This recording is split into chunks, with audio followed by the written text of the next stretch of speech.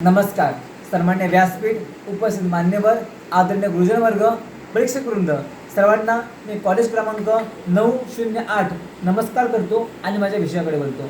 मित्रांनो, आज मी आपल्यासमोर एका अशा कथेचं उपस्थित आहे जी कथा माणसाच्या जीवनातील खऱ्या संपत्तीची ओळख करून देते. या कथेच्या माध्यमातून प्रसिद्ध लेखिका, समाजसेविका, विचारवंत श्रीमती सुधामूर्ती यांनी मानवाच्या जीवनातील खऱ्या मूल्यांवर प्रकाश टाकला आहे. मित्रांनो, जगद्गुरु तुकोबाराय म्हणतात, धन मेलवणी कोटी सवे नर येलंगोटी, किंवा मग तेच तुकोबाराय पुन्हा रावणाच्या बाबतीत असं म्हणतात, तुका म्हणे ज्याची संपदा एवढी गेली नाही कवडी त्या संगाती. म्हणजेच काय तर आपले धन दौलत, आपले दागिने काही आपल्या सोबत जात नाही. म्हणूनच मला प्रश्न पडतो की माणसाचा खरा दागिना नेमका कोणता. आता दागिना म्हटलं की आपल्या डोळ्यासमोर येतं सोनं, चांदी, हिरे, माणिक, मोती. परंतु असा एक दागिना आहे जो सोन्या चांदीचा नाही, जो बाजारामध्ये विकतही मिळत नाही, जो पैशानेही विकत घेता येत नाही.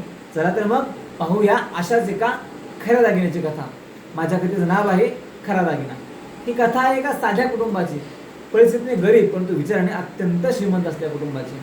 लेखिका सुधामूर्ती एकदा दक्षिण भारतातील ग्रामीण भागामध्ये प्रवासासाठी गेल्या होत्या. प्रवासादरम्यान अचानक मुसळधार पाऊस सुरू झाला आणि रस्त्यावरील पूल पाण्याखाली गेल्यामुळे पुढे जाणे अशक्य झाले. त्यानंतर रात्र होत आली होती आणि पावसामुळे त्यांना जवळच असलेल्या एका लहानशा गावामध्ये निवारा शोधावा लागला. त्याने गावात एका साध्या कौलारू घराचे घरात होटवले. त्या घरामध्ये एक मध्यवर्गीय महिला व तिचे कुटुंब राहत होते. सुधाताईंनी त्यांना आपली अडचण सांगितली. त्या कुटुंबाने अत्यंत प्रेमाने आणि आनंदाने सुधाताईंचे स्वागत केले. घरात फारशी श्रीमंती नव्हती, पण त्यांचे मन खूप मोठे होते. त्यांनी सुधाताईंना कोरडे कपडे दिले, पिण्यासाठी गरम पाणी दिले, साधेच पण गरम जेवण आग्रहाने वाढले. गप्पा मारताना सुधाताईंचे लक्ष त्या स्त्रीच्या पेहरावाकडे गेले. त्या महिलेने अतिशय साधी सुट्टीसाठी नेसली होती. अंगावर एकही सोन्याचा दागिना नव्हता. आणि मग सुधाताईंच्या लक्षात आले. बोलण्याच्या ओघामध्ये सहज विचारलं, कारण त्या महिलेच्या अंगावर एकही सोन्याचा दागिना नव्हता. अगदी गळ्यातील साधे मंगळसूत्र सोडले तर इतर काही नव्हते.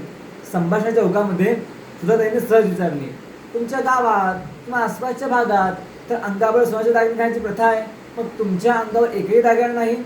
त्यावर ती महिला हसली व तिने अत्यंत शांतपणे उत्तर दिले, ताई, माझ्याकडे दागिने आहेत, पण ते मी अंगावर घालण्यापेक्षा वेगळ्या स्वरूपात जपले आहेत. त्या स्त्रीचे बोलणे सुधाताईंना नीट समजले नाही. त्यांनी उत्सुकतेने विचारले, म्हणजे नक्की काय. त्यावर त्या स्त्रीने आपल्या दोन्ही मुलांना पुढे बोलावले. त्या स्त्रीला एक मुलगा व एक मुलगी होती. दोन्ही मुलं अतिशय नम्र, सुसंस्कृत आणि समजूतदार दिसत होती. त्यावर ती स्त्री म्हणाली, ताई, माझी दोन्ही मुले अभ्यासामध्ये खूप हुशार आहेत. माझ्या नवऱ्याची आणि माझी कमाई खूप मर्यादित आहे. मी ठरवले असते तर दरमहा थोडे पैसे साठवून सोन्याच्या बांगड्या किंवा हार बनवू शकले असते, परंतु ते पैसे मी सोन्याच्या दागिन्यामध्ये न गुंतवता माझ्या मुलांच्या चांगल्या शिक्षणावर आणि संस्कारावर खर्च केले आहेत. त्या साध्या स्त्रीचे हे विचार, हे सर्व ऐकून सुधाताईंना असं वाटलं की स्त्री अशी म्हणाली की हे सोन्याचे दागिने माझ्यासाठी क्षणिक आनंद देणारे आहेत, परंतु माझ्या मनाचे संस्कार, जे शिक्षण, त्यांचे विचार हेच माझ्यासाठी खरे दागिने आहेत, जे त्यांच्याकडून कोणीही हिरावून घेऊ शकत नाही.